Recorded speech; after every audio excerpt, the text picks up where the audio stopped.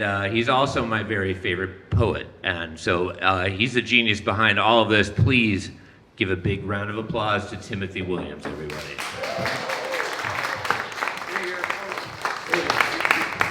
We have a special announcement. Today is Casey's birthday. Why don't we sing him happy birthday? Yeah. Happy birthday to you. Happy birthday, dear Casey. Happy birthday to you. Tip your bartender. Thank you. All right. Thank you very much. I'm going to start with one poem called First Base. Then I'm going to introduce Donna Emerson. So let it roll. This is First Base. A good place to stand to talk to players, talk the baseball business, catch a shooting star. Players strive to land here safely before the ball arrives. Then they dig, leap, or slide to get here first. First base, a place players run to and abandon, longing to return on brief summer afternoons in their slogs around the bases. A player leads away from the bag, cat hunting steps, left over right, a leap or disaster, and a dive back into the dust. Kind of like how inspiration works years after its spark. We shuffle around first base, watching moments dissolve into the past. Tough talk, slim talk, some a little, some a lot, and speak of simple things. Thank you. Next, I would like to introduce Donna Emerson. Retired from teaching at Santa Rosa Junior College and her clinical social work practice, Donna divides her time between her Petaluma home and her family homestead in Ithaca, New York. Recent publications, La Pressa, Chicago Quarterly, among many others. SoCo Poet Laureate nominee. She was also nominated for 2 pushcarts, the California Book Award. She has published 4 chapbooks, 2 full-length collections. Her 3rd book, Daphne Lifts Up, comes out August 15th? 15th.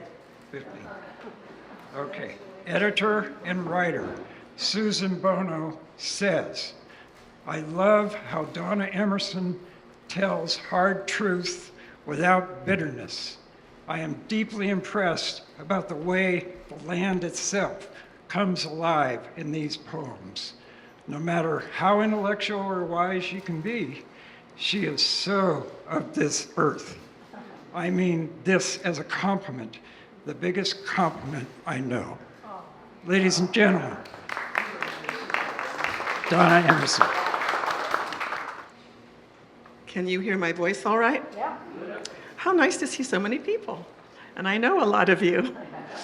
I'm going to start with some poems. What you'll find in my poetry is remnants of my life on the farm in New York, where we had horses and cows and pigs, and I wouldn't eat any of them.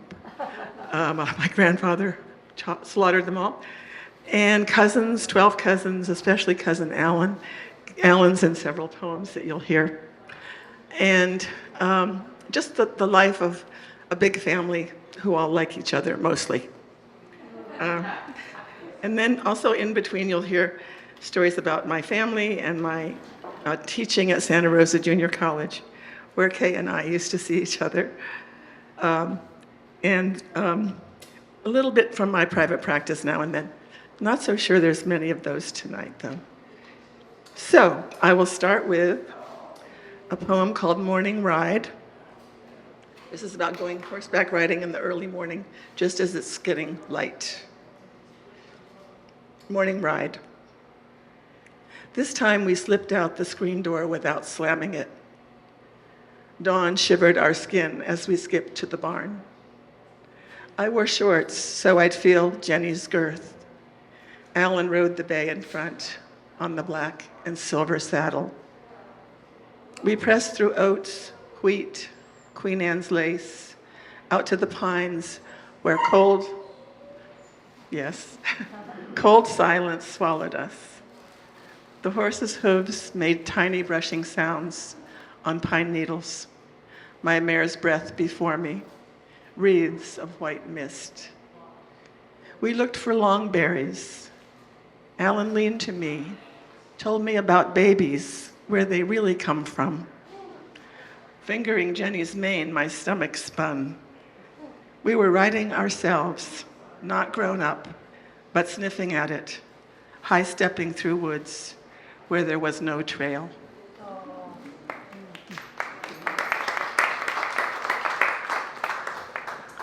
And this poem is for Timothy, who had the great sweetness to bring yellow roses tonight. The poem has some yellow roses in it. It's called The Train to Bath. This was in England. I was going from Oxford, where my cousin was studying, to Bath, New York, England, which is the same name as the town where my grandparents are from in New York. And I wanted to know if there were similarities. So I was by myself. The Train to Bath. In praise of the boy who rode the train to Bath and gazed at me till Wallingford. He sat tall and straight, his shaggy head across from mine, higher than mine. He was England, youth of promises, decrees, beveled cheekbones of the royals, hollows where I could lay my temple. Arching to see him go, I watched his long back. Silence. I slumped in my seat. Then the train whistle, the lurch, and to my surprise, his return with an armful of yellow roses. He will take them to his love. We looked. Or his mother. We smiled. At the same time, knees almost touching, jostling along without words. We stopped at Bath. We glanced, our eyes close, as I stood up. He handed me the yellow flowers. His smile stretched around me for the rest of my life.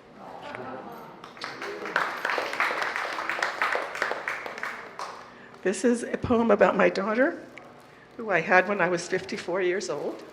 She's in graduate school right now. We're still alive.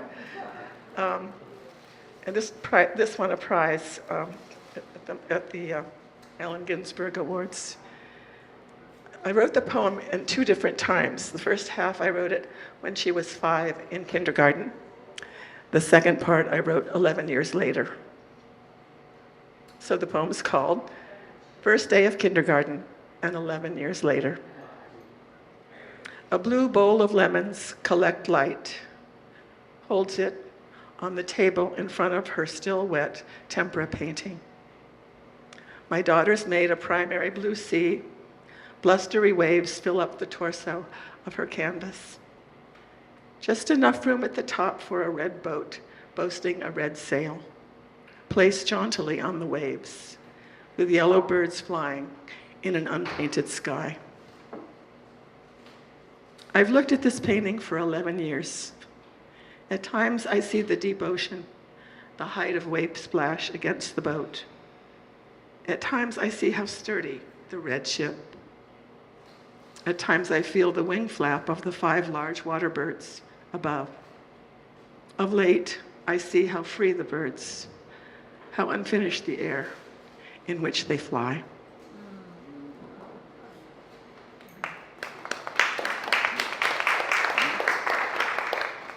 One of the things we do on the farm as a matter of tradition is to tap the maple trees when it's the right time to do it.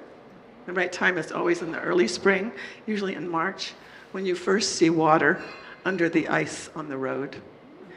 And we live near an Amish family who taught us how to do this.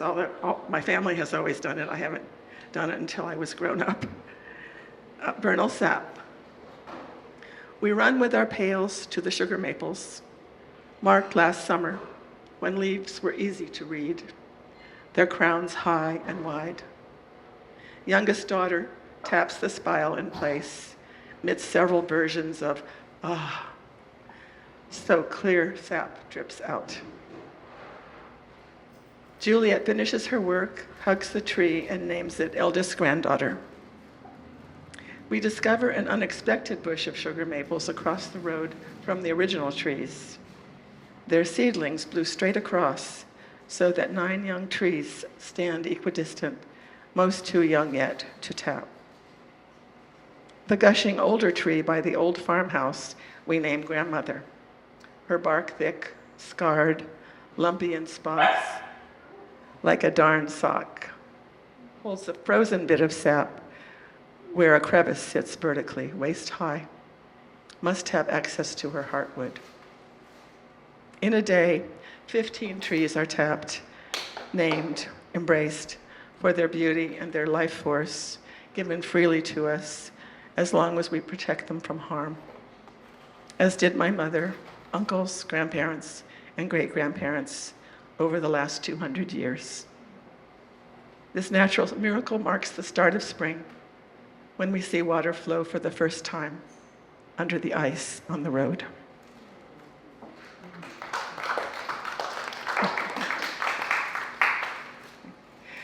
This is a short poem about my daughter.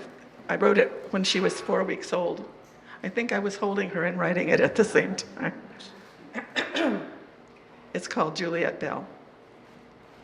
I've lost the names of days, their assigned numbers, yet fluttering birds sing in the chimney at dawn. Winter clouds turn pink at first and last light.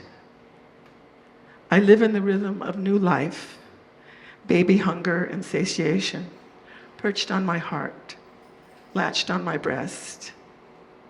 Keen observer of her world, she thrusts upon us, unblinking, soft rhymes of wonder and fresh hope.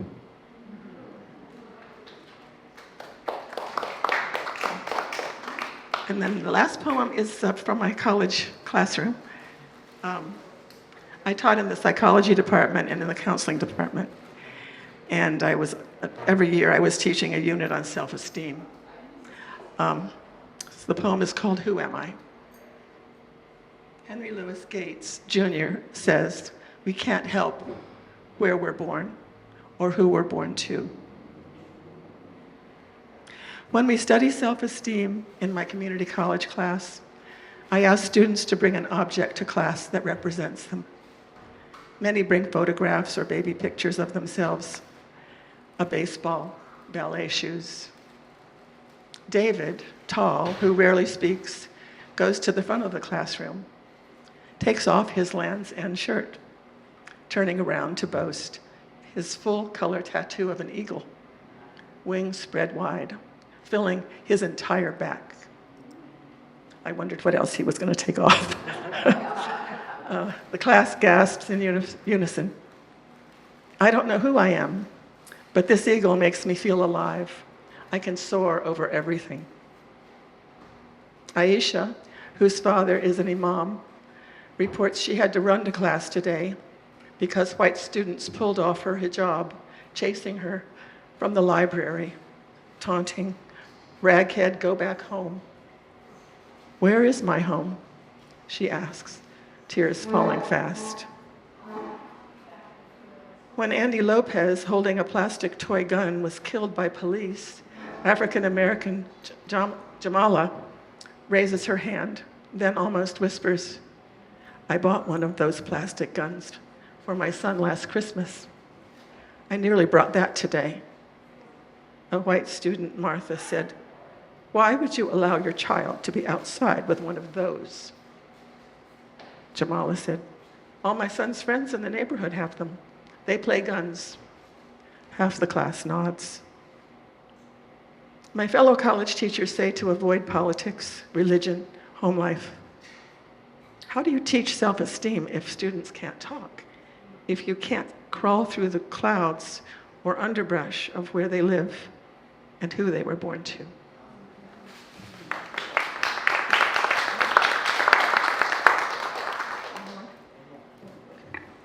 I have one more.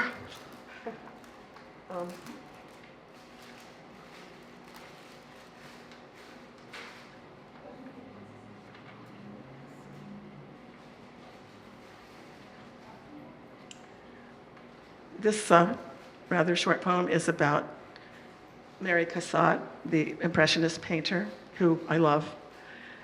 And I've always gone to her exhibits or gotten books about her work or her life. The poem is called For Mary, Sotto Voce. Mary Cassatt painted mothers as monuments, well-nourished, flourishing with their babies, with themselves, at the bath, in the nursery, kitchen, at the opera, on lawns. They wore white, carried fans or parasols. The more white, the better. White touched with blue paint to make the white whiter. Mary lets us come close to her world of women. I want to touch arms. He likes 3 poems. I want to touch arms, red blonde hair, take the baby onto my lap, take tea. I want to watch the opera next to her and say, thank you, Mary. You know and show the world full women. You said you wanted to be someone, not something. Even more than yourself, you gave me back to myself as well.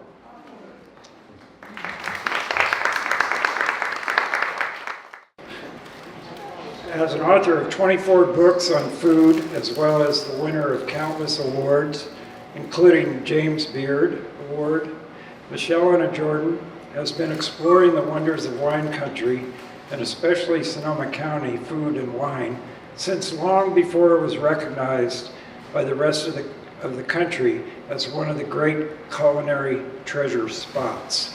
This is John Ash, I'm quoting. Her role as culinary historian for our part of the world is much appreciated, and she almost single-handedly has made stars out of our local growers, farmers, producers. We're so lucky to have her with us. Michele Jordan.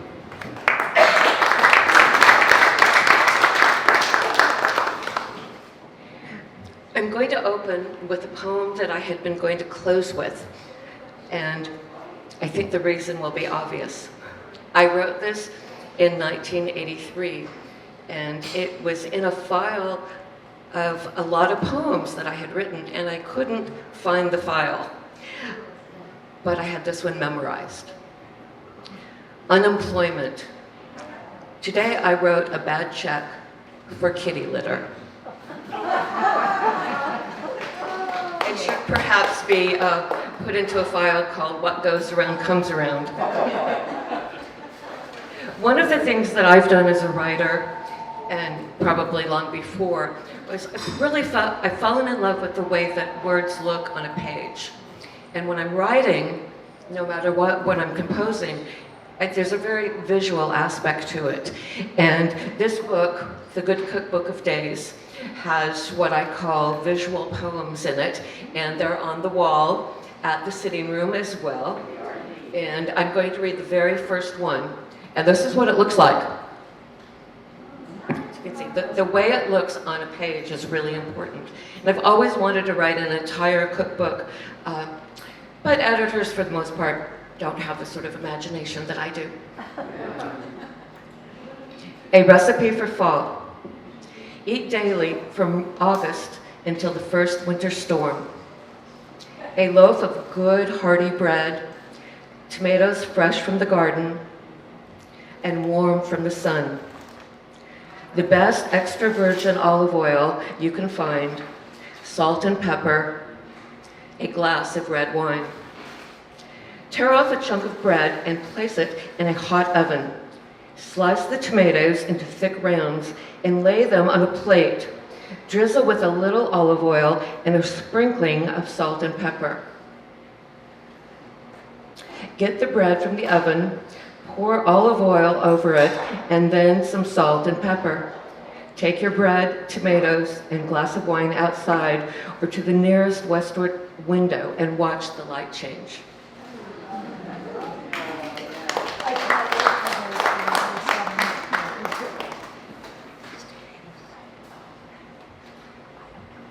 I need to get this up a little. I even have props. This is called wraps. Let me define my terms from the start. A wrap is a fashion accessory. A shawl, a sweater, a jacket, preferably made of silk velvet. Ideally, it is draped by one's paramour, of course, around the shoulders of a woman in an evening dress who has felt a sudden chill in the night air. A wrap is a romantic thing, made to warm human flesh and bone and heart. Add an adjective, fish, let's say, and it's another thing entirely. Anyone for fish and chips? All this is to say that neither those round, flat circles of cooked corn masa, nor the ones made with wheat flour are wraps. They are tortillas. They have a long tradition in Mexico, and nothing that has been added to them in recent years, not the spinach that tints them green, nor the bell peppers that turn them red, has been an improvement. Yes, this humble staple is in trouble, and not just because the Mexican government has lifted price controls. In contemporary California, the simple perfection of a tortilla has been eclipsed by the modern conceit known as a wrap, which refers both to the wrapper and to the mishmash of ingredients inside. Shiitake mushrooms, refried beans, brown rice, sun-dried tomatoes, couscous, tofu, arugula, grilled radicchio, basil oil, wasabi chutney, mango ginger soy salsa, all stuffed into an innocent tortilla. A wrap is convenience food at its most confused. It's a shame. A taco, two warm corn tortillas, filled as they were meant to be, as they have been for centuries, with a little chopped meat, a few shrimp, or some grilled fish, minced onions, a squeeze of lime, a whisper of salsa, a bit of cilantro, is a thing of absolute perfection. If you can eat it outside, near the ocean, at a taco cart, under the Mexican full moon, so much the better. If the tropical wind picks up, if the breeze turns chilly, then and only then will you need a wrap.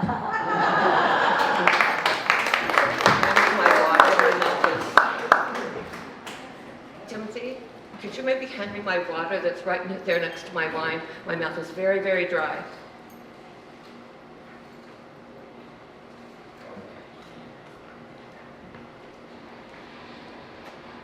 Thank you. Haven't done a public reading in a long time.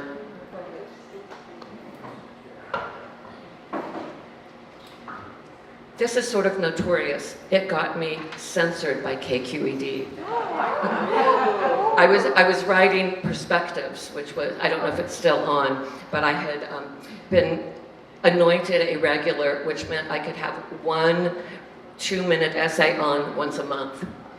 And this was probably the 5th or 6th one. It was also the last.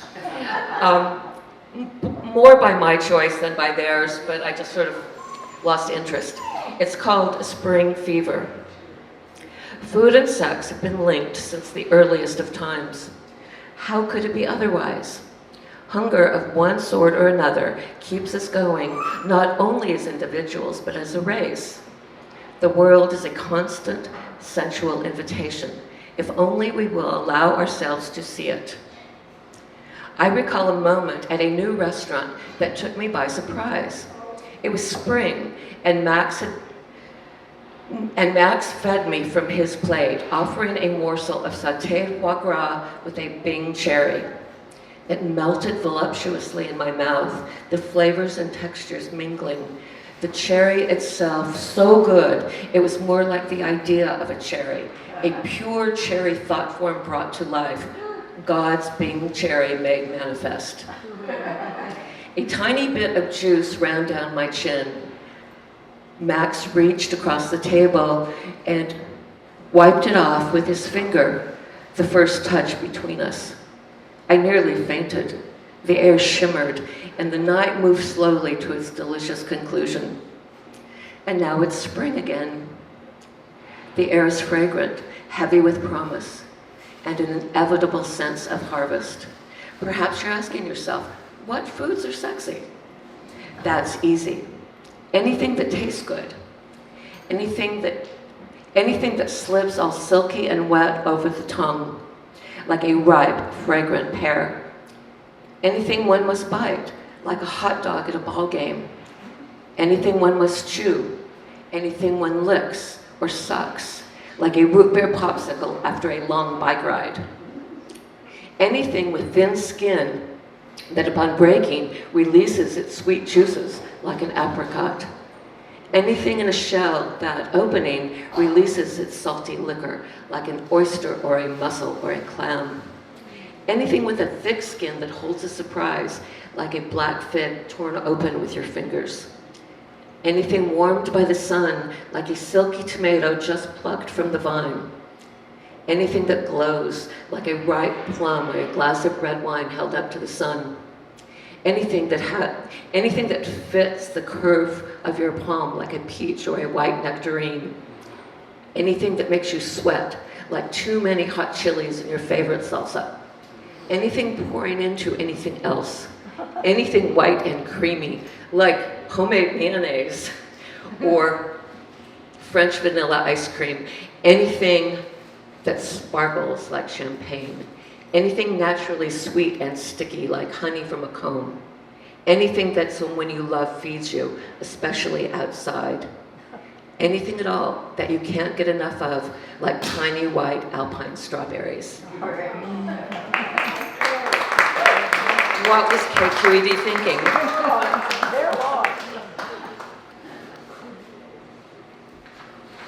Another one about fall.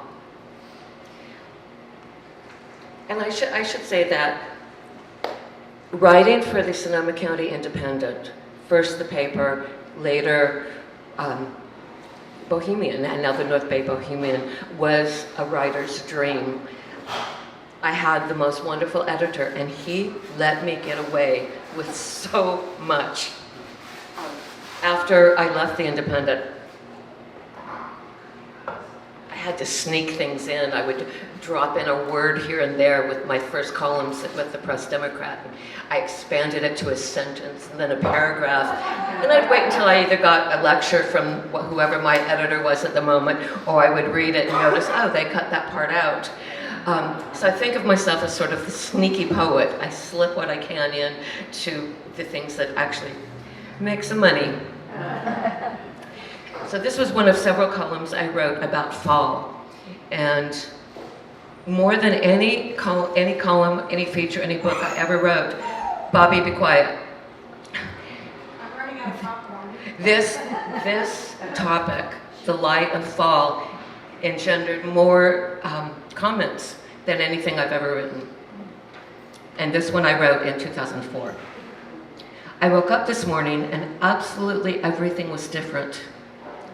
Hints of fall have been in the air for weeks now. As trees drop the leaves they stopped feeding shortly after the summer solstice. Even on the hottest nights, there's a nip to the midnight air that warns us what is to come, and possibly very soon. Fall cool is different than summer cold. But today there's something else.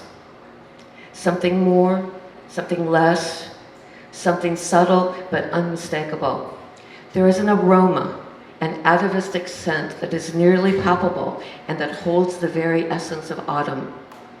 It's a mixture of pungent green herbs, sunlight, and fog, of dead ripe fruit, grass, and the sea. It is the smell of light as as it changes from vivid and bright to soft and tentative. It is, in a very ephemeral sense, the scent of loss. It is an intoxicating and evocative aroma, and whenever I write of it, as I do most years, it triggers more calls and letters from readers than almost any other topic. In some of us, this shift from late summer to early fall triggers a sense of urgency, a desire to indulge in the harvest before we begin the cycle of longing all over again. Others suddenly appreciate the pleasure of being outside and have one last beach party, one last backyard fete before packing up the outdoor cushions and covering the tables and chairs in anticipation of the rains that may or may not come. We haven't had a drought in a decade or so, and I always wonder, will this be the year it begins again? You may ask yourself why I bother to bring this up year after year after year. Someone must. Between cell phones, commute traffic, rising healthcare costs, battles over casinos, harvest and crush, a national election, and school starting weeks before Labor Day, something as fragile as the changing light can slip through the cracks of our circumstances without our even noticing. Suddenly, winter will be here, and you'll have missed the delicate season and the soft sigh of the earth as the northern hemisphere sinks back into itself for its annual rest and renewal. So, my advice? Slow down. Relax. Don't rush. Take a walk without your cell phone. Sit on the porch while you have your morning tea or coffee. Cook simply so that you can linger at the table and not the stove. Invite someone you love to dinner. Eat outside as the sun slips down beneath the fog.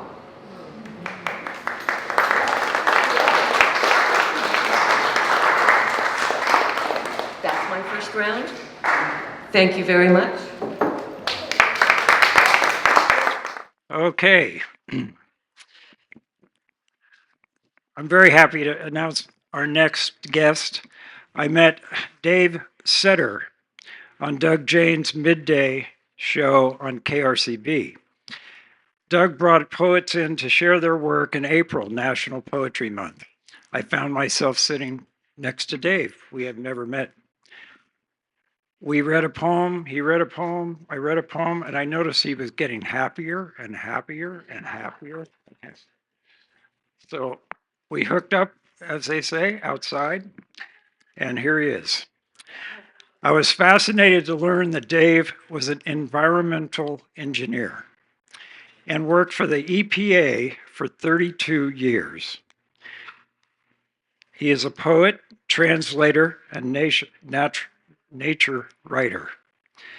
As an engineer, he helped create the Safe Drinking Water Act, enforced the Safe Drinking Water Act, among other environmental works. 3 books: Don't Sing to Me of Electric Fences, Night Duty, Somewhere West of the Mississippi. He is our own Sonoma County Poet Laureate, 2024 to 2026. Ladies and gentlemen, David Setter. Dave Setter.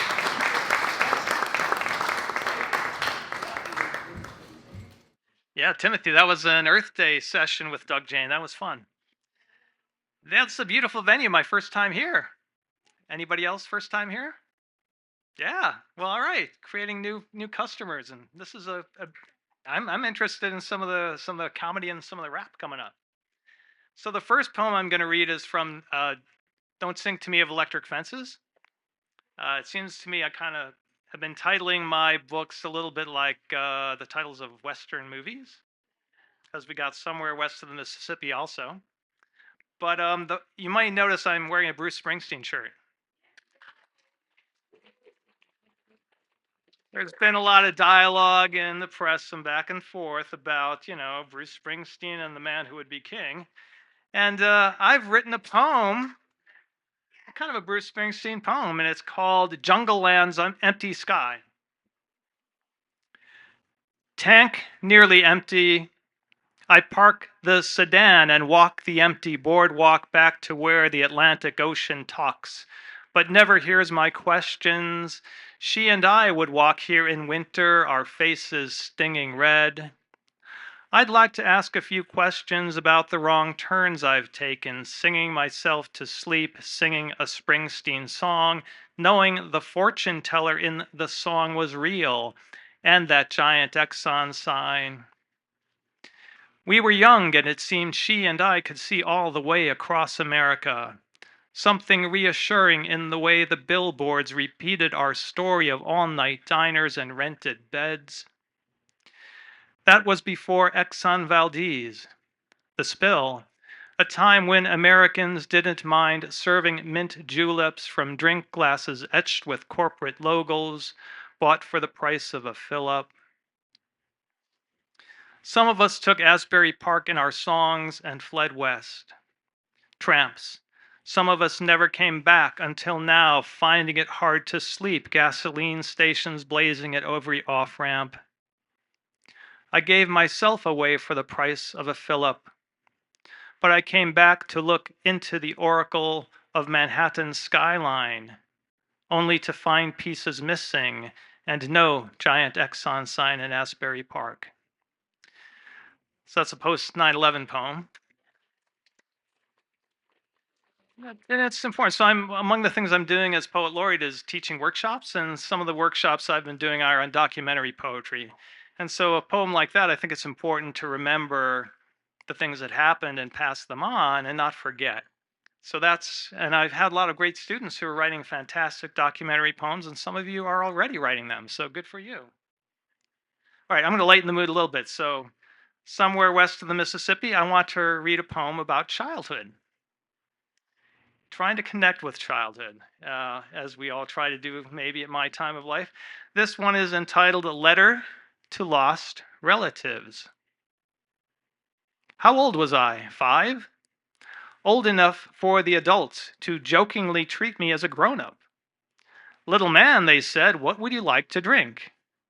Card games and strong drink off limits due to the conservative Lutheran sect, but soda galore, cold as snowballs down the backs of our necks. The combined looks of gathered relatives frightened us.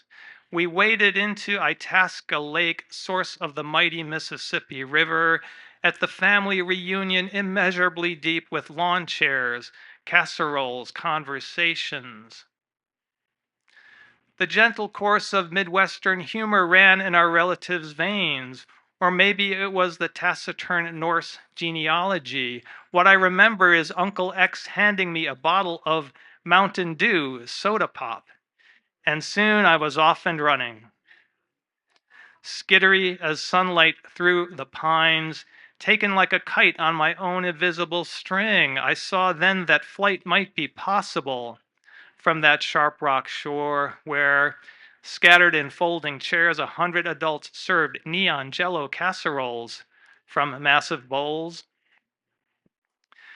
Shades of cherry, lime, orange were all the norm. There were a few other kids too, all jittery with sheer shrill joy. We tossed a football back and forth, farther and farther away from our parents, as if adulthood were a distant view. But the voices of Midwestern sensibility called us back from the lake shore, where we might drown without supervision, and we were given another Mountain Dew, cold as lake water because we obeyed seamlessly. Lost relatives, now that life has taken me somewhere west of the Mississippi, I'm looking for you in boxes and scrapbooks. Uncle X, did you know? Mountains could be moved by sugar and caffeine, dosed in the yellow fluorescence of Mountain Dew. You had to know. Didn't adults know everything? So those of you who are, have Midwestern ties will know about Jello casseroles, and Mountain Dew is pretty darn popular back there. Yeah, neon colors too, right? I know those colors are not from nature. So I'm also teaching a workshop on something called a questina, which is a short form sestina. Those of you who are poetry nerds know a sestina is a really long poem. 6 stanzas and then 3 additional lines thrown in, and the 6 end words have to repeat. So I've kind of cut it down into 4 end words. And so questina is something I'm asking everybody to try. I have a website, davesetter.com, and I have all these writing prompts posted there. If you want to try a questina, show me what you got. This is one. This is a questina. Smoke and mirrors. Though both the human body and Kevlar contain carbon, they can't equally resist smoldering looks in mirrors. From the first, our machines spewed fire and smoke, automobiles with back seats and radios tuned to love songs. Overtaken by fire, you can't run, but you can sing, like the bird who returns when trees seem blackest carbon. Is it truly wise in the aftermath of blown smoke to rebuild a nest from memory, the mind's mirror? If a still body is breathing, you can see it in a mirror. If you wait them out, birds will betray themselves with song, common to all life: hydrogen, oxygen, nitrogen, carbon. We are Big Bang remnants, and there must have been smoke. Birds mate, we mate, through wildfire, cigarette smoke. Not all species need courage in whiskey and bar songs, slicking back their feathers in a barroom mirror. Genetics change. Our generation isn't yours, a carbon copy. But I will sing you a song about the science of fire, about carbon, not lie, like the broken jukebox, blaring its smoke and mirrors. So, another song with some political overtones.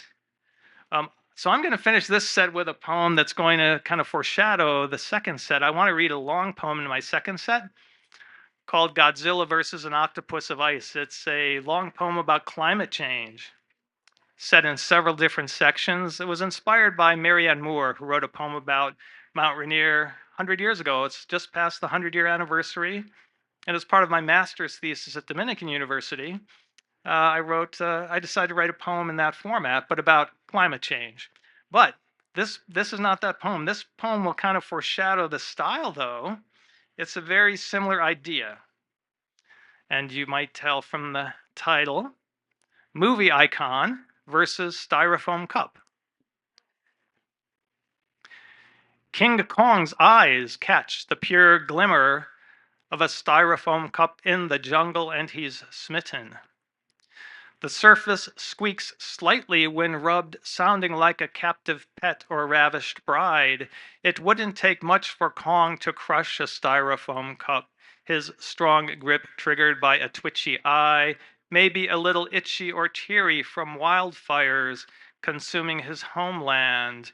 But even if willingly trying to destroy the cup with force of bare hands, he couldn't. Particles would static cling to his fur. Matter cannot be created or destroyed. The laws of physics apply even to giants. You may equally drink from the Grecian urn or the styrofoam cup, one made by hand, the other made in a factory, polystyrene foamed with chlorofluorocarbons. Voila, a billion drinks can be served. If King Kong is intrigued, you must understand he was born 14 years before styrofoam, years before fast food drive-through windows, emanating tallow vapors. His birthplace, the jungle of the human mind, within the skull, Skull Island, undiscovered by the tuna, the swordfish, the shark, intimate to the Indian Ocean and its whirlpools.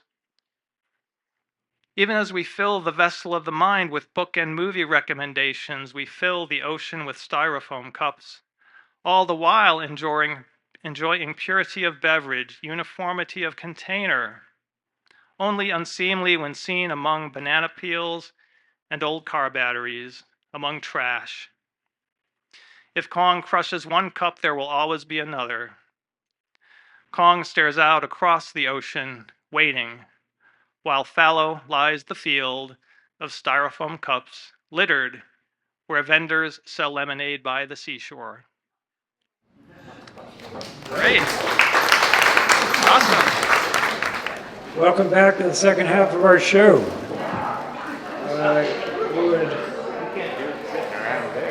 I would like to check in on the ball game, see how the ball game's going. So this is from a book called Baseball In and Out of Time. I released last year. So here's the title poem. Wake at daybreak. Gotta get there. The cold diamond waits for no one. Rain-drenched city precludes play. But we find a way to the field layered under fog. Mowed grass, raked dirt, precious water, silent day. A motor sounds a mile away, no bother. Nothing but ash, maple bats, reaching for the ball, black, brown, blonde, red, silver, blue, and half. Welcome to baseball. Welcome to life. Ain't no 360 million driving up the price. We pay to play. Legs draping on outfield grass, gloves drawing out, feet digging under green, finding footing into the afternoon. The fly ball arcing under the flock of snow geese, a space capsule falling from the outfield sky, drops into the fielder's hand, lotus and glove. Welcome to baseball. Welcome to life. The leather and the heaving breath permeate the deep squeeze of each catch. Applaud the sweat, celebrate the steep dirt. Play for a short time, or 30 years, or a lifetime, or if counting back to zero, all ages in between. Even if you never played, you can learn. I have proof. I have names.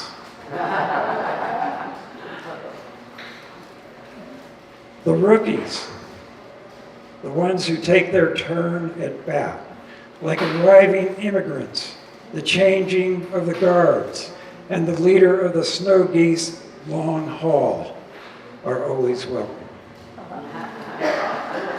Thank you. Okay. Donna Emerson, ladies and gentlemen. Hello again. I love that all three of us are so different with our work. You're getting and then baseball.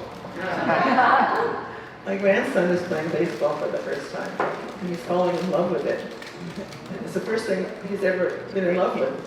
They've tried karate and tai chi and all kinds of other things, but baseball, it has that structure and a coach that really likes his boys. It's just a wonderful thing. It is. Well, I'll start with my poem about California. I was in Yosemite and spending a lot of time in the Merced River, which I love, in both winter and summer, but this time was winter. And I decided to follow the Merced and see where it went. And this poem is about that. It's called The Wild Merced. You do know that Merced River is still a wild river, class 4. So it is very wild. The Wild Merced. Our relentless Lady of Mercy offers none today. Makes waterfalls from 3 directions across her broad back, froth on her face. Her force carving Yosemite Valley, rolling her rapids, class 4 and 5. In spite of cooks, cows, and horses, the railroad, sugar pine logging, dams.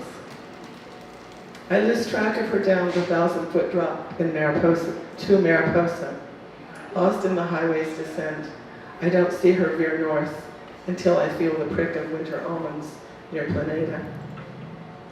Before I miss her roar, I'm at the neon Modesto knife and saw.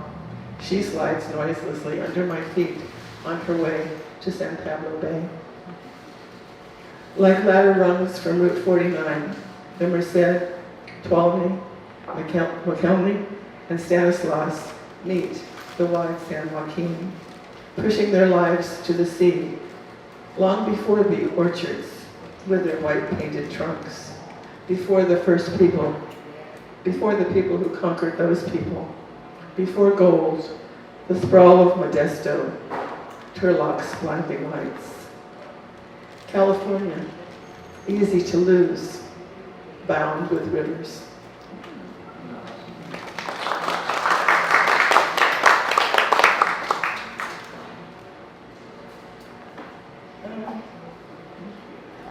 I think I'll read this one. It's a bit about my mother and me. I don't know why, but at readings, people always come up to me afterwards and talk about this poem. I think it's mostly women, but some men who think about their mothers and tell me things. It's called What She Said. When I was 5, I asked her if she came to America on the Nina or the Santa Maria. She was whipping butter from the cardboard ration container on the rippled sink in Zanesville. She laughed and said she came on a later boat. When I was 19, I asked her why he had another girl in his bed. She said men will do this after marriage, if not before. It was late at night. She went to her room to sleep. I did not sleep. When I was 27, I asked her to come to St. Louis to help me save my marriage. She flew down in a brown checked suit in January and told me to stay married. The streets were clogged with icy snow. When I was 31, I asked her whether she ever considered herself out of control. She said no, just a girl from a poor family whose mother spanked her too. When I was 41, I asked her why she never left my father while endlessly complaining about his starched ways, his clenched hands. She said he wouldn't provide for us unless she stayed, no income of her own. We were sitting at lunch, outdoors in a shopping mall in the sun. When I was 44, I asked her if she'd like a back rub. She sighed, oh yes, and moved her IV pole to the other side of the hospital bed. She winked up at me, rattling her plastic tubing. Want to dance? When I was 51, I asked her where she'd gone and why she had died so young. She came to my dreams, dressed in her green shirtwaist dress, and said she'd done her best. Sorry she had to cram it into 66 years. She laughed and said I could still find her if I were willing to crawl on my belly in the soft soil under the tomato plants near her zinnias.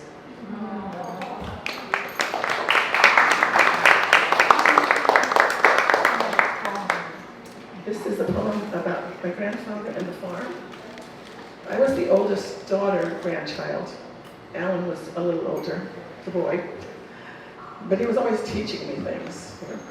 I guess I was becoming a pretty good first child because I took it all so seriously.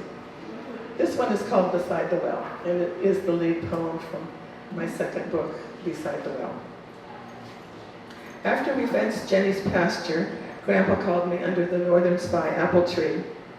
You're 10 years old. It's time you learn about wells. He rolled a big stone off a broad plank of wood. As he lifted the cover, I looked down, a brown barrel that had no bottom. Water filled half of it. A long rope and pail sat next to it, attached to a tree root. This is Jenny's water. You'll feed her here. Use this bucket to pull up her drink. He held his arm across my body. Don't lean over too far or you'll fall in. I felt important, let in on a secret, a mystery in the middle of the ground. I knelt to get closer. I only knew water from faucets. Watch Grandpa hurl the pail down the cavernous opening. As he pulled it back up, he warned, be sure the water isn't roiling. He took a big gulp. You have to take out any debris and dead animals that come over the winter. That sounded like more than I could imagine. I swallowed solemnly, sat back on my haunches as Grandpa held the dipper to my lips. Clean, clear water, colder than I expected. How can no taste this good? We sat still beside the well.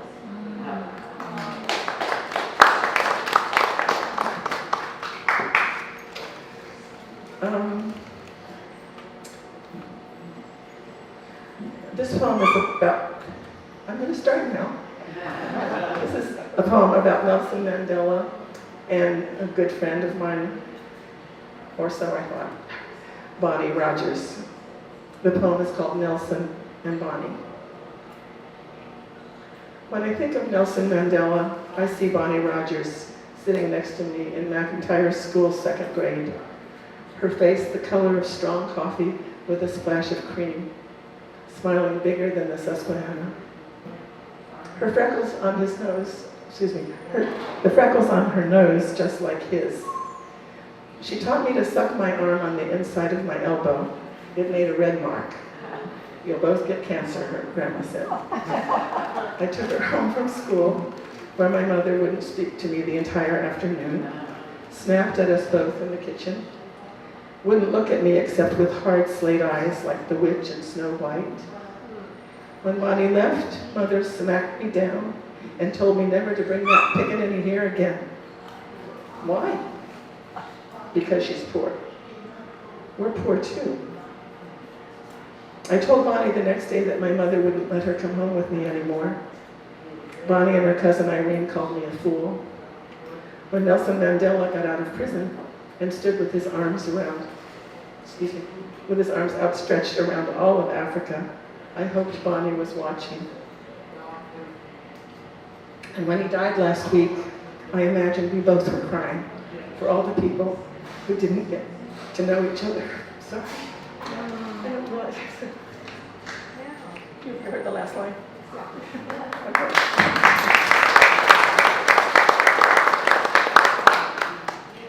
Slightly different mood here. Having a baby after 50.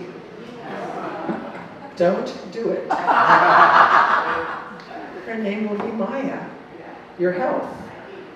We will sing. Wear crinolines. What will you have in common with me? She will tell me secrets. You are either brave or foolish. Years of acting the mother to many. Your heart's good, but you have other parts to worry over. A daughter of my own. She will carry my life within her. Can you stay alive until she's 5? These are doctor comments. Wondering, waiting, yes. Tests, checkups, check-ins, long whispers at night, dreams of babies, of giving birth, of swimming in long streams like a river otter, twirling. She will bring blue eyes and long fingers. You have to want it more than anything else. When I look back on my life, I want to say I tried. Bleeding, bleeding, bleeding. My daughter takes it from here. Bed rest for 11 weeks, counting heartbeats, talking to her all day, all night. Stay alive, little girl. Kick and swim. Turn. Your heart beats 100 times each minute. You grow. I make room. Bleeding, bleeding, bleeding. Announces her arrival. I help with my breath, hips, my milk. Placenta won't come, the room wobbles. Yank and tear, doctors arrive fast. Help us, surgery on the big table, big white bags of blood. She rushes out, whole and warm. Welcome to the world, listening girl. Latches on and has never let go. Ears the shape of listening hearts.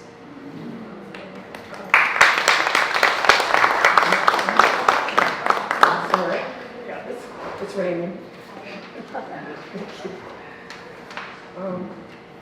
Here's a sketch of my family, a prose poem. It's called You'll Meet New Friends. That's what Dad said every time we moved. He was always right, so we left for Zanesville smiling. Even though in Cleveland, when we were 5, Emerson, Barry, and I peed together in the pricker bushes on the side of the house, so we were good friends. Alliance was hard because everybody except our family worked at the mill. Yardley wasn't so bad because we learned William Penn lived there, and we could visit his house when we were new and didn't have friends. But back to Ohio was hard because, well, we were different after being in Pennsylvania, and for just 3 years. And I had to say bye to John Messenheimer with red hair and freckles, and I'd only been in that school 3 months. We talked and passed notes, then I never saw him again. Dad said we'd make even better friends. You know what? We didn't. Mom was different too by then, and none of us made any friends in Canton. Mom cried a lot when we moved and had those rainy headaches that don't go away. And Dad said, well, you want to eat, don't you? Which I never understood, because Mom made the best casseroles and hash and saved everything in bread wrappers, so we always had leftovers. Sister said Mom died young because she had hated Dad so much. I never thought that was true. She got cancer from living under those big wires in Kentucky where she had no friends.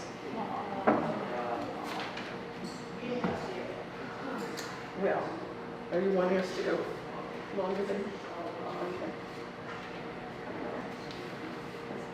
Oh, I think I like this poem. This poem won 2 prizes. Because I grew up on a farm in the summer, I loved hay. I loved helping my grandfather bring in the hay, pitching the hay. And I found myself following a hay truck in Petaluma one day. And I just kept following it. Out in the country, I went out to Bodega, I went with her. I started taking pictures of the hay. But what was happening was this poem was forming. And I'd like to share it. It's called Following Hay. And I have a book by that name that's all about hay. I ride behind hay. The wagon goes fast. Bales touch the trees, clip foliage. Bits of hay dust and flour flit down, spiral toward the ground, muzzy up my view. Long bales of oats, stacked 7 high. Not too loose, not tight. Oat golden. Yesterday's hay was smaller. Alfalfa younger, tighter. A checkerboard of green, then yellow, strong, and caramel slopped together. Chewable. I want to eat the caramel kind for lunch, for dinner with milk. Hay on trucks, hay in barns, in fields before it is mown. During its harvest, after it lies in piles, or old-fashioned haystacks. Watching Wally on the haybind, the combine, walking behind him on the new baler, shooting round bales like babies out the back. I've spent summers watching hay's movement into barns. Is it too wet? Too wet to mow? How long will it take when the baler breaks down? The radiance on Wally's face when he fixes her and heads out to mow. 6 o'clock at night, late June, sun on his face. The gathering up. I like to pitch hay, lift bales. Alan took me to the barn when we were 12. We sat on the hay, fresh enough to smell all day. It poked through my pants. He told me about his friends, what boys think about. He showed me hand signs that mean things to boys. He said, you have beautiful shoulders. I love where they meet your neck. He never asked for more than this in the hay. It rained. The barn stayed warm. From hay, the animals, and us.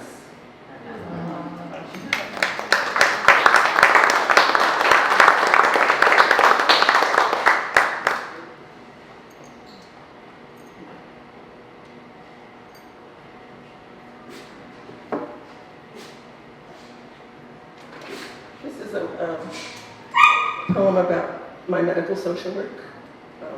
I worked at many hospitals in Marin and Sonoma counties. And this poem is about one day, so it's called A Day's Work. The doctor and nurse call the social worker. Help us get her to leave, they say. The social worker sits on a couch, too low for her legs, so her eyes can meet the drowning eyes of the woman, the small, thin woman with long hair like Ophelia. Can you help me, Ophelia, please? I don't know if I can, but I'd like to. Ophelia talks of the night before. Her 4-month baby boy, sound asleep, healthy, safe, pink. Winding her hair into her fist, the young mother speaks about his crib, where she got it. The sheets, the air temperature, the way he lay, the way she always tucks him in, always made him lay, his round downy head, just sprouting hair, blonde hair, her hair. Every step to his room, her sleepy footsteps on the rug to the spot where her baby stopped breathing. Even though she had every thought she had before and at that lurching moment of discovery. Her frozen screams louder than jungle birds wounded in ambush, just as she screams now, falls on the older, taller woman, pounds on her back, drags herself down blouse and skirt to the floor beside the other's feet. Tell me I didn't do this. You didn't do this. They want me to go home. I can't go home. The taller woman slips to the floor beside Ophelia, tears slipping down her cheekbones. Of course you can't go home. Your baby is here. You must stay with your baby. He's still your little boy. They can't take him away from you. The social worker thinks about her own son, taking all the blankets off the bed as she strokes the younger mother's hair. Then they walk to find the infant boy.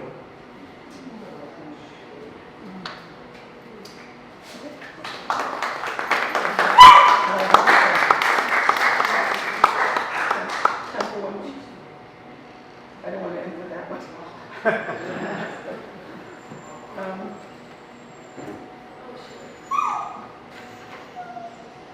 Okay, for my last poem, I'll read A Boy Named Ned. At 14, I had a first boyfriend named Ned, just like Nancy Drew.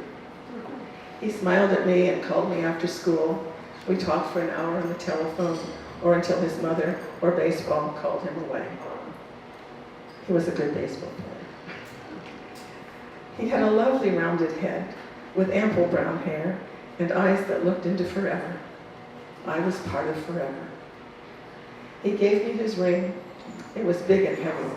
It meant we were going steady. I had to buy a heavy chain.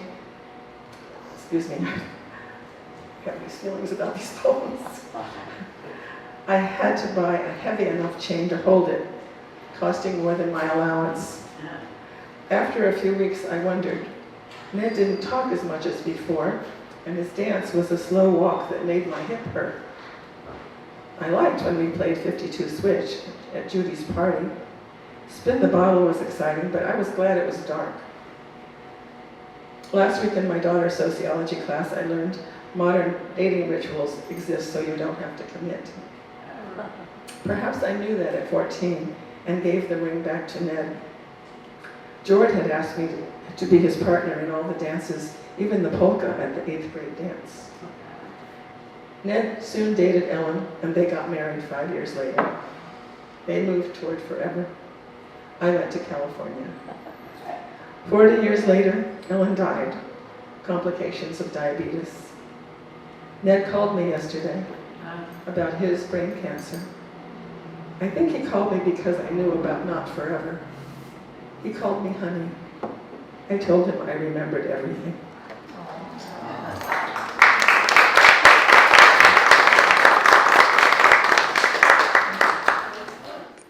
That happens to us up here where we read these poems.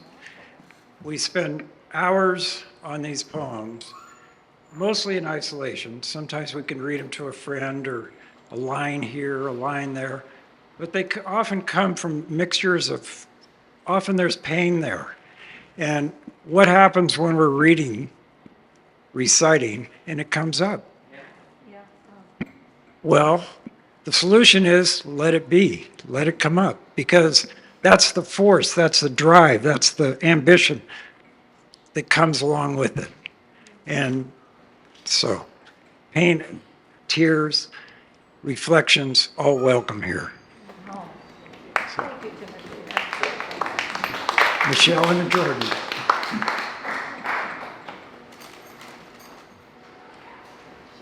I think these pieces will be self-explanatory as we get into them a little bit. I have two longer pieces and one short piece.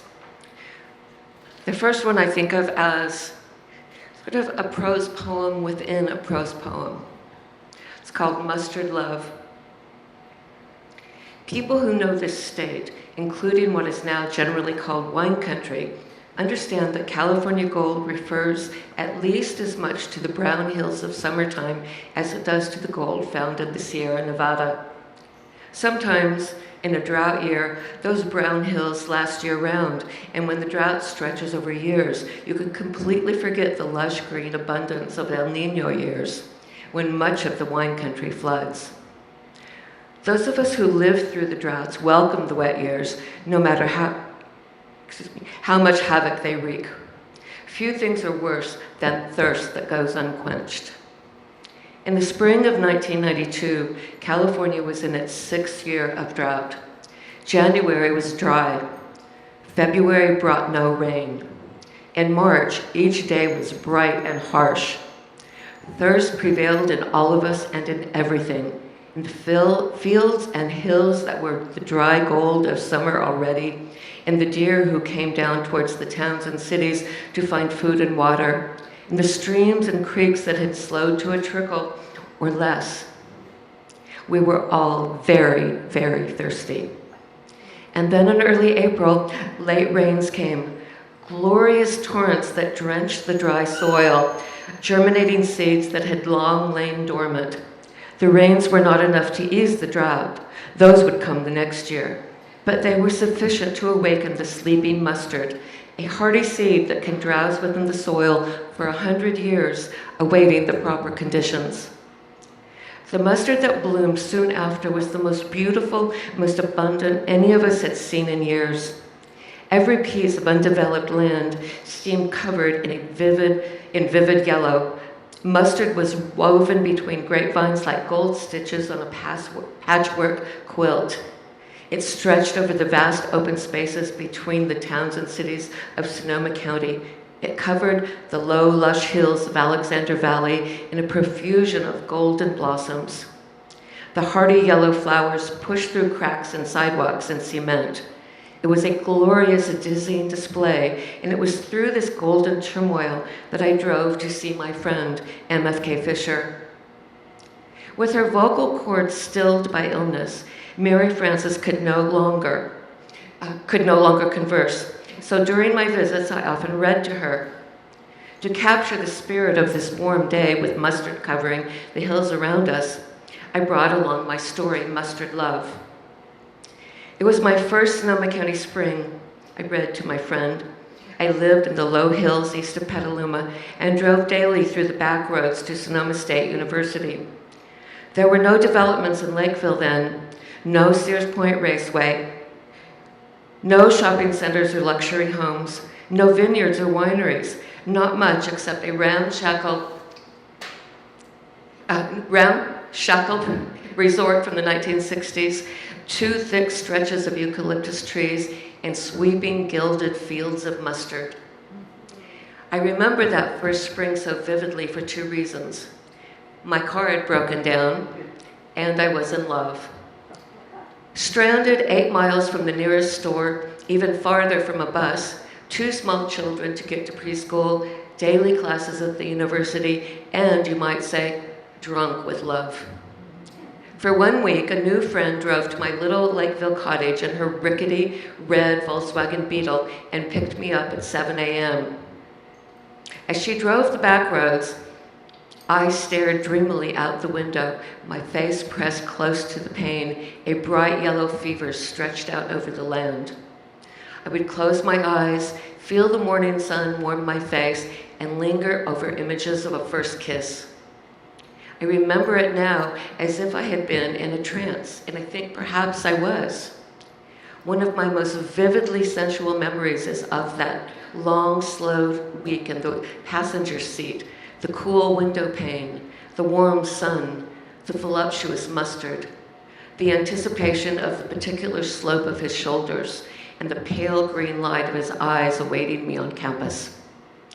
I cannot drive past a field of mustard or breathe in the first aromas of spring without remembering that time. Mary Frances apparently enjoyed the piece. She smiled and shrugged her shoulders in an evocative gesture that I had come to recognize as pleasure. We talked of Dijon and of the intriguing black facade of the Grey Poupon store on the corner of Rue de la Liberté, where we had both bought mustard. As I wound my way back through the yellow hills to Sebastopol, the good cook's book of mustard sprung to my mind, fully formed and in clear focus.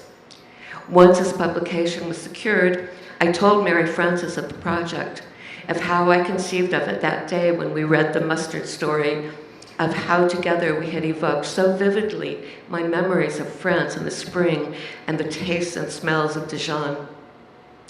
The book was clearly hers, I said, as the dedication would show. Beyond words at all by this time, she gripped my hand, hunched up her shoulders, and beamed for a minute. I felt she approved and was pleased, in spite of the fact that she often ridiculed single-subject cookbooks. I kissed her hand, and for the first time in her presence, I had to hold back tears. She died just a few days later, on June 22nd, 1992.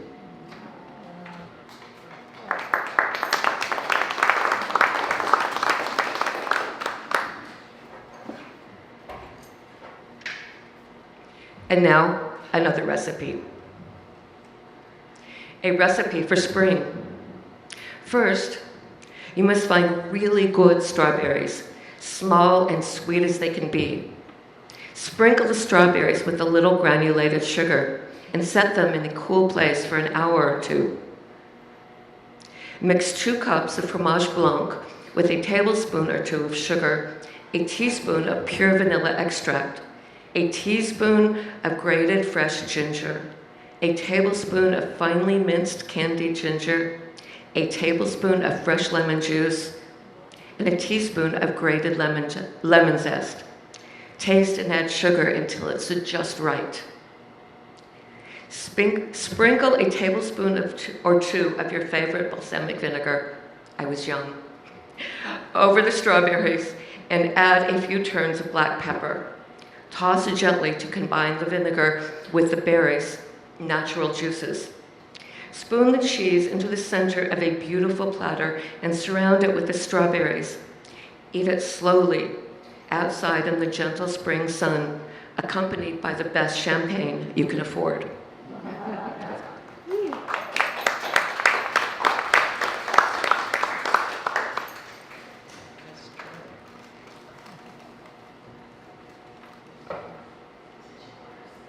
My final piece was published in the Sonoma County Independent, and I have rarely had as much fun writing anything as I did writing this. It is called Sex and a Single Grape. A few years ago, I was in line at an outdoor barbecue. I'm not one to stand in line for food. I am morally opposed to it. But there I was at the International Pinot Noir Festival in McMinnville, Oregon. I had been drinking 91 and 92 Pinot Noirs from California and Oregon for 2 days. I was in a pretty good mood. And there in the company of several hundred Pinot Noir enthusiasts, a handful as fanatical as I, how could I not be? Now back to that cue. Pinot Noir is like, I heard someone behind me say, it's like, sex, oral sex.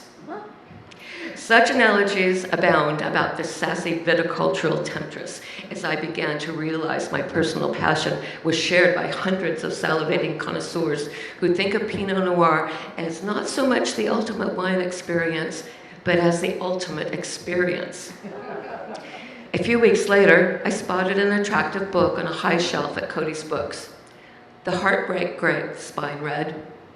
I pulled it out and saw the subtitle, A California Winemaker's Search for the Perfect Pinot Noir.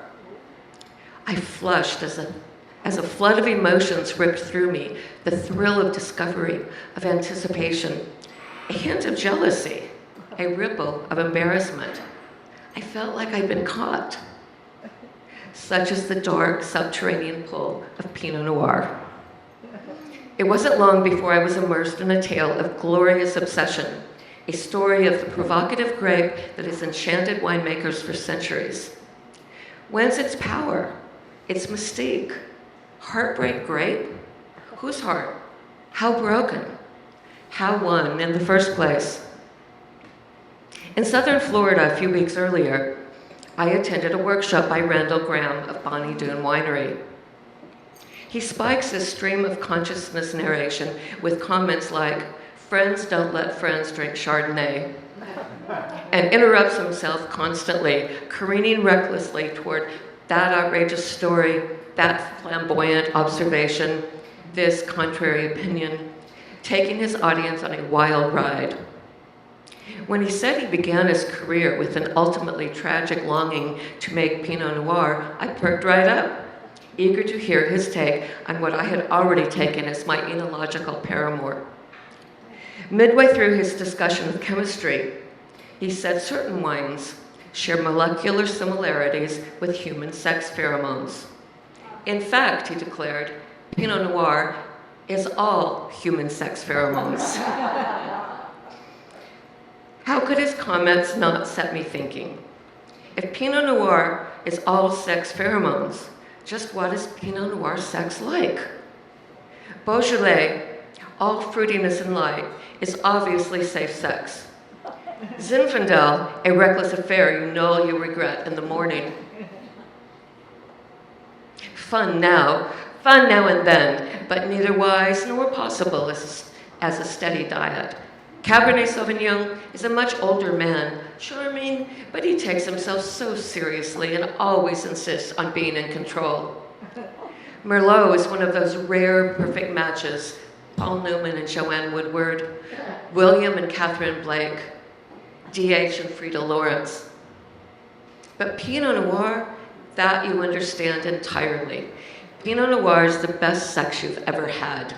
The love of your life, but now he's gone, and every once in a while something happens, and you remember. Pinot Noir is the James Dean of wine. It's the wine women who love too much can't drink. Pinot Noir is Oscar Wilde, David Janssen, Marlene Dietrich, all in your living room at the same time. Pinot Noir is Cathy and Heathcliff. It's Juliet on her wedding night. It's Connie Chatterley in the rain wearing nothing but a pair of red shoes. Pinot Noir is Courtney Love in Frances Farmer's wedding dress as she kisses her husband Kurt Cobain, the trade winds rustling their hair. It's Roxy Music's The Thrill of It All, Van Morrison's Into the Mystic, Tim Buckley's Sweet Surrender, Nirvana's Aneurysm. In its finest vintages, Pinot Noir is Lord Peter with Harriet in a wine red frock.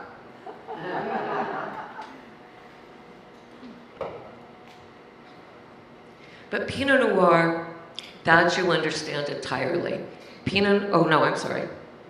You were at a dinner. Most guests request Chardonnay. A few ask for Cabernet.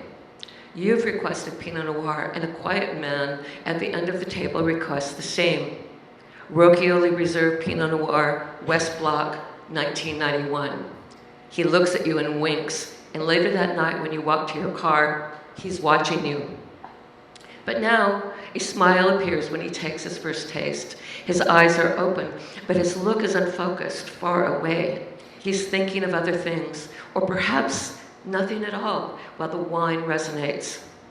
As you await your first taste, you wonder what he thinks. what he thinks of. His first sweetheart, perhaps, or first kiss, someone he loved who he had to leave behind, the turn of someone's shoulder as they walk away for the final time, the curve of a neck or the feel of a hand upon a cheek. You wonder, and then you take your first sip and you wonder no more, because now you are transported. Later, you will try and remember your thoughts, but you can only guess because there aren't any. Only in retrospect the analogies come, because as the wine is upon your lips, it is all feeling and pleasure, all sensuality and emotion, sensations that may transport you to other times, but transportation is corporeal, not mental. It is visceral, palpable, and later when you try to remember it, you may recall other times, other experiences, other loves that made you feel the same. But you can't think of them now as you drink the wine because it is too compelling. Like great lovemaking, you are fully in the moment and you awake in the morning happy and pleased with yourself. Few things in life are sweeter than a Pinot Noir hangover. I can't believe I wrote that line. Lucky for those of us intoxicated by the ephemeral wonder of a perfect Pinot Noir, the grape is perverse enough that it will never become the next big thing. It simply won't cooperate on a grand enough scale to be that available. A winemaker once said to me, 98% of all Pinot Noir should be thrown out. The rest are the finest wines in the world. Like Apple Macintosh loyalists, Pinot Noir lovers don't mind that the odds are against us. We learn in the Heartbreak Gape that Pinot Noir is delicate and temperamental, that it mutates if you give it a cross look, seemingly out of pure spite. Its perversity is legendary. Pinot Noir is Scarlett O'Hara. Some years the vine stubbornly refused to set fruit, the flowers simply withering instead of turning into precious grapes. No one seems to know why. The Pinot Noir grape, St. Pierre tells his readers, is as capricious as the vine. Its petulance comes from its thin skin. It needs regular sun to ripen, but will quickly over-ripen if the sun gets too hot. On the other hand, it can't cope with too much rain. It will swell and burst and rot if it gets too wet at harvest time. On and on go the stories of its temperamental nature from soil to bottle. Pinot Noir resists submission. Again, Pinot Noir as Courtney Love, widowed now but undaunted. Success often seems more a bestowing of grace by the grapes than the achievement of the winemaker, or so the stories imply. Even if the winemaker is successful at every turn and succeeds in creating a superb liquid, getting a superb liquid into the bottle, Pinot Noir is prone to an odd little affliction called bottle shock. It's as if the delicate little thing faints dead away at finding itself so confined. Or perhaps it's simply angry and withholds all of its complexity in a kind of mauvaise humeur du vin, or temper tantrum. It can take months before wine shakes off the shroud of bottle shock and returns to its former self. I finished the Heartbreak Grape, a glass of Gary Farrell 1990 Russian River Valley Allen Vineyard Pinot Noir as my companion. All too soon, but the story, my story, and the grape story is far from over. The book itself has all but vanished from the shelves. I've heard there was a problem with plagiarism. Yet the 1994 Pinot Noirs are ready to be released, a new chapter about to be added. Gary Farrell says the vintage is the best he's seen since he became a winemaker in 1978. Every winemaker I've spoken with concurs. 1994 is the dream vintage. That's both good news and bad, for the word is sure to spread. If I find my favorite wine gone before I stock up, and why writers aren't generally known for their extensive wine cellars, maybe I'll learn to keep my mouth shut. I'm not the least bit unhappy that Shiraz seems to be the next big thing.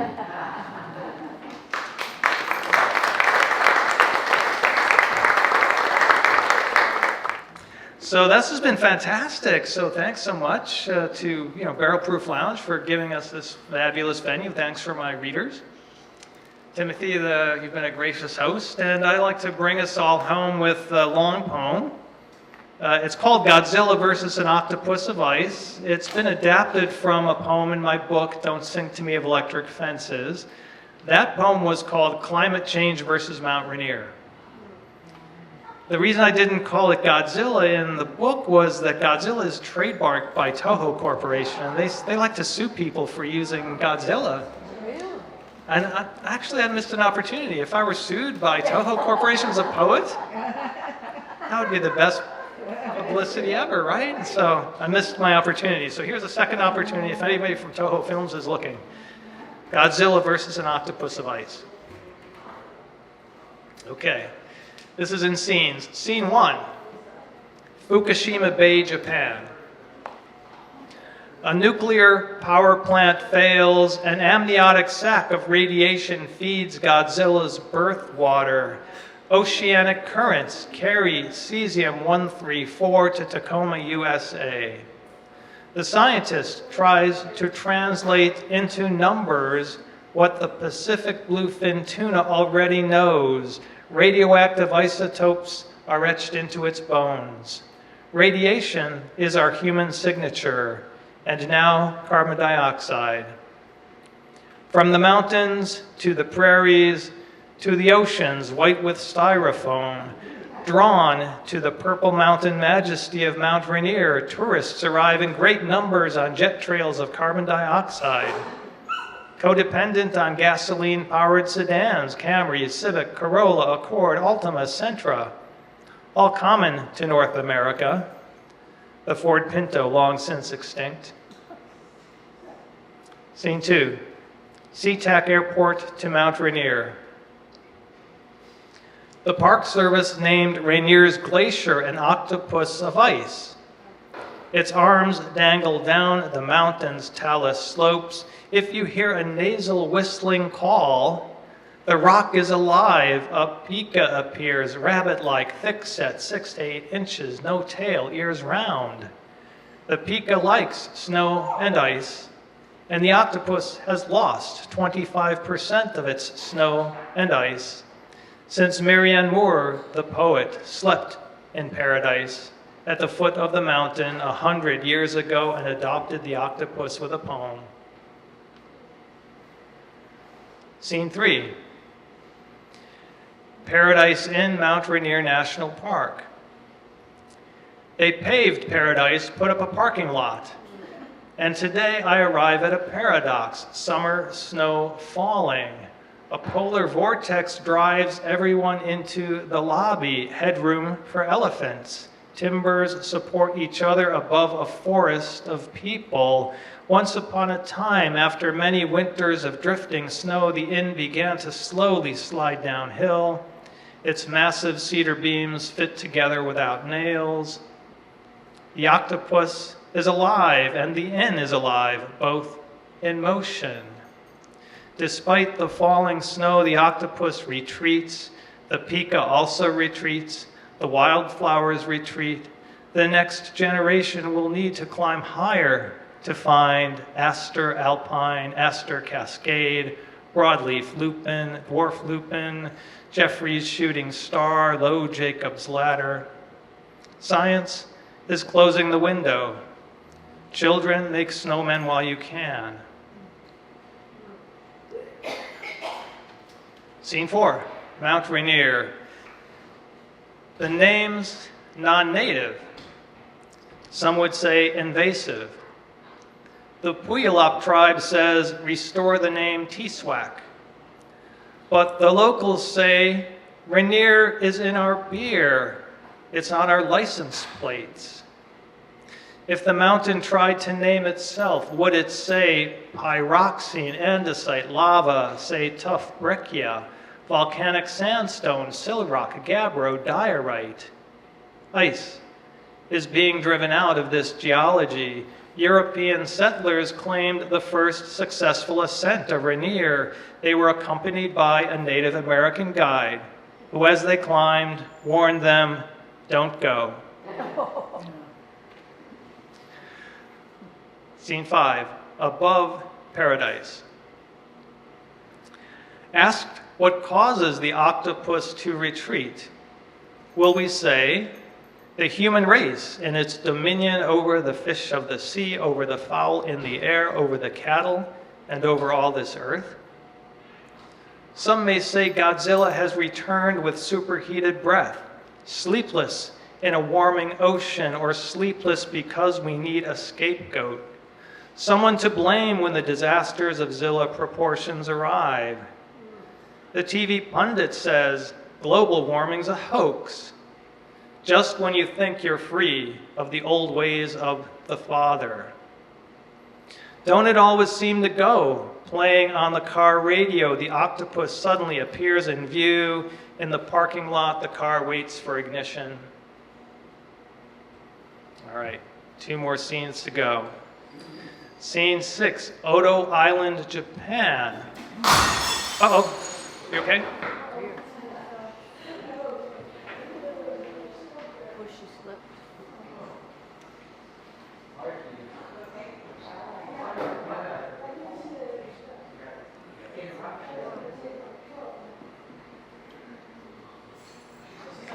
Good, okay, good. I'm glad, yeah.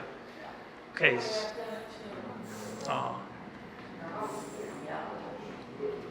Scene 6, Odo Island, Japan is a fictional place where Godzilla first came ashore. A monster awakened by radiation, awakened in the mind of a movie producer, awakened near Bikini Atoll. In 1954, Castle Bravo, a 15 megaton hydrogen bomb, was detonated by the USA. Fair warning, there wasn't any. They say a fishing boat named Lucky Dragon 5 became enmeshed in a flash of radiation. Let there be light. But the hydrogen bomb blinded and sickened the fishermen. Bikini Atoll, not a reality television show, but a coral reef, is connected to Tacoma, USA, by a ring of fire, by radioactive fallout and greenhouse gases. The circle is closed and the net is being hauled in. Jack and Jill went up the hill to fetch a pail of water.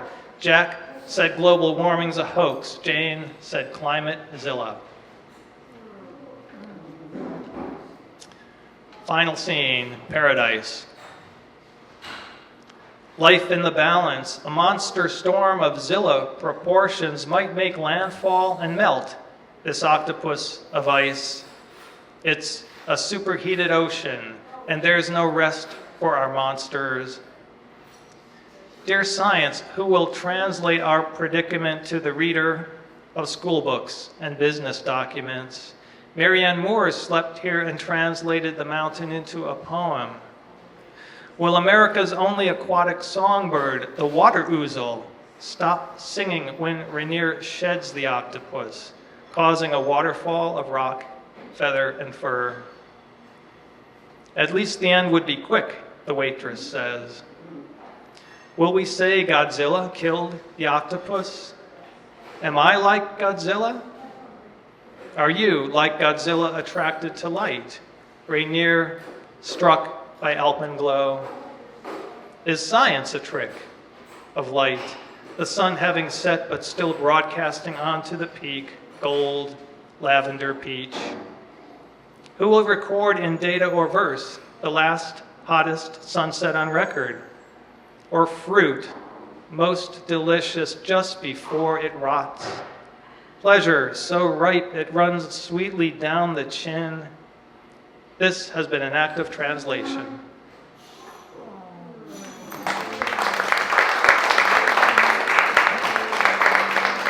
Great, well, thanks. Yeah, so I mentioned translation. I do translate Lithuanian poetry, but those who write about science, we're also trying to translate science to an audience of poetry. And so thus the final line, it's my attempt to translate climate change through octopus of ice and Godzilla. All right, thanks for being here. Any announcements for next month?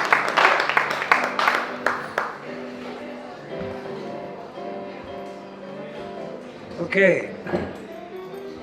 Do we get on the big time? All right. So I want to thank Brad Cox for videographer, making taking photographs, getting groups of people. So this is a community here, downtown Santa Rosa. We love poetry. We love all of you for coming. Thank you very much. Good night.